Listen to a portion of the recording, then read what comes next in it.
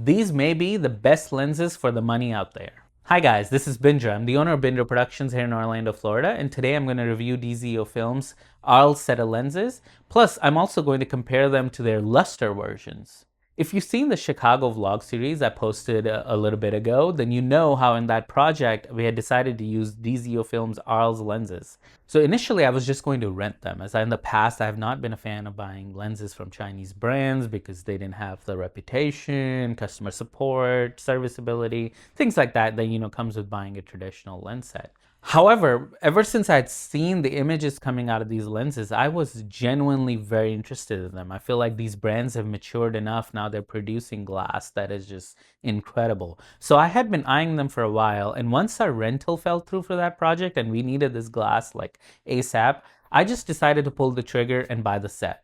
And let me tell you, spoiler warning, this was one of the better investments I've made. These lenses were incredible. As soon as I put them on the cameras, the images that you're getting are just incredible. The best way I can describe these lenses, this is how I think they were made. DZOFilm purchased Arri's signature set of primes and a set of Cook lenses and sent it to their engineers and were like, hey, make something like this. And what they have produced is incredible though. For the lenses just costing a little over $2,000, the images coming out of them are just incredible. The lenses are very heavy, kind of like the Taquina Vista primes. The image coming out of them is very warm for in the skin tone, similar to Cook lenses. The gearing, the focus rings, everything is just very smooth. It does not feel like a $2,000 lens. You could easily put a label of a more expensive brand on it, and I'm sure people would buy it for 5x the price. The thing I like about these lenses is for somebody who does corporate and commercial video and some documentaries, I don't want the look that other DZO lenses in the past were giving, like Vespid's very vintagey look. These lenses have a very clean, modern look, but they have a lot of character. What I like is their T1.4, so you put it on that and you get a decent amount of character while still being modern, but you can easily change it to something like T2 and T2.8, and they clean up a lot and will work for any modern day project. Later, I found out exactly at the time I bought this set of lenses, my friend Sean had purchased the Lustre version of this set, which is roughly about the same price, but you get only 4 lenses. So it is about $500 more per lens. Look what Sean brought over. Dun dun dun. It is essentially the same set of lenses, just with different coatings, and they're selling it as a T1.5. So when I had Sean down here to record a podcast, I had to get his opinion. Here's Sean's thoughts on why he went with the Lustre lenses. So Sean, as soon as I thought about buying the Arles, prime lenses, they came out with the Luster. Yep. So the debate was, do I get the regular? Do I get the Luster? Right. And as soon as I went with the regulars, obviously, right? The original. You decided to go with the Luster. What's crazy is as soon as my set arrived and I was taking pictures, I see a story of you posting your lenses. I was like, this is perfect. What are the chances? Now we both have access to essentially both the sets. Right. Because we live near each other. We're in the same city. But the other thing being is, they're very similar but very different. Right. I want you to talk to audiences why you decided to go with the Lustre over the original. Yeah. And your whole experience, I guess.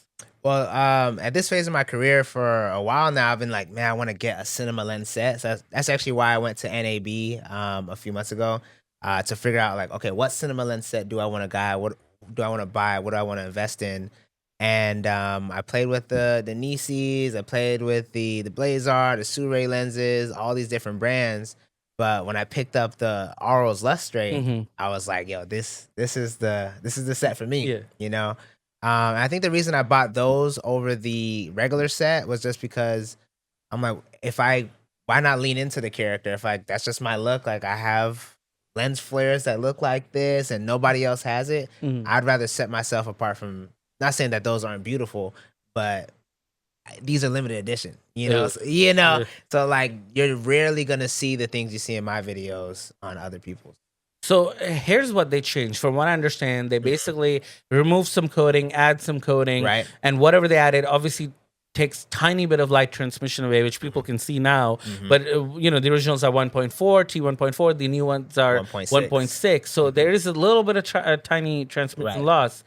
But essentially, when we compare, we're looking at mostly it's flaring, that amber, that coloration. Amber flare, yeah. So essentially, talk to me about like when you're using this on your corporate shoot and that flare comes.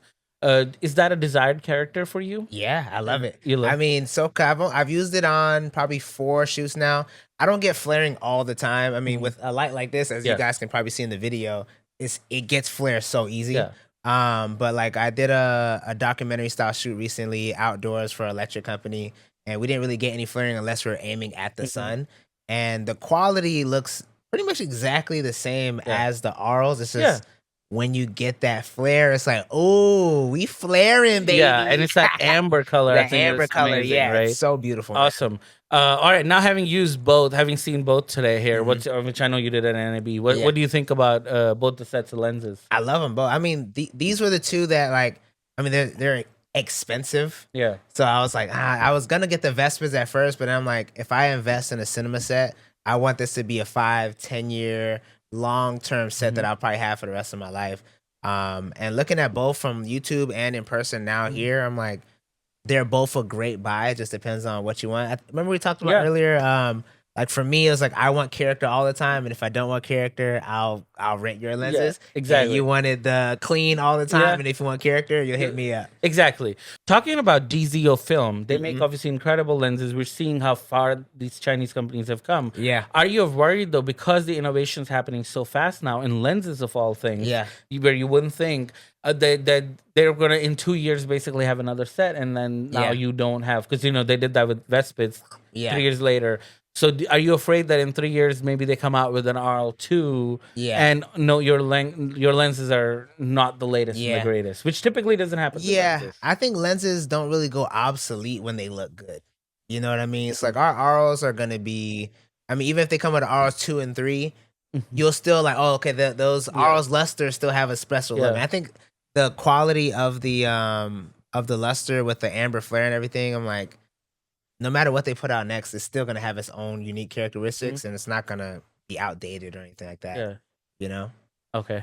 Sounds good. Anything else you tell to potential buyers as people who are considering these lenses? Get what you need. Like this is just something that I wanted.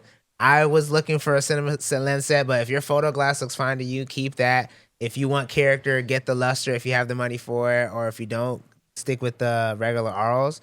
But honestly, like from all the cinema lens glass that I've looked at, they're all beautiful. Yeah. Today, like I can honestly say all of the top brands have beautiful lenses. It just depends on what you're going for. Do you want really clean? Do you want super vintage? Do you want something in the middle?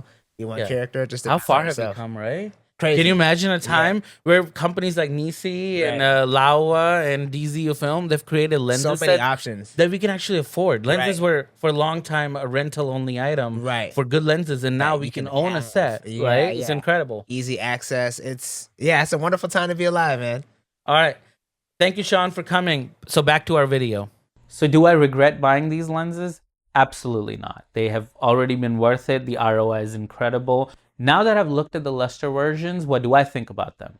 I really like the flaring coming off of them. I think it looks amazing. However, I am so glad I didn't buy them, because as you see, they flare a little too much. And for most projects, I think that's a little too much flaring. You'd have to really always have like a top flag on your matte box to make sure that you can cut the flares when you want to. And I do think it has too much of a look. Like, unless you are going for that specific look, I don't want all my projects to look the certain way and have that look, right? I think they're more of a specialty lens. So if I have a special project that they would be a perfect fit for, I'd happily bring Sean on or rent the set from him.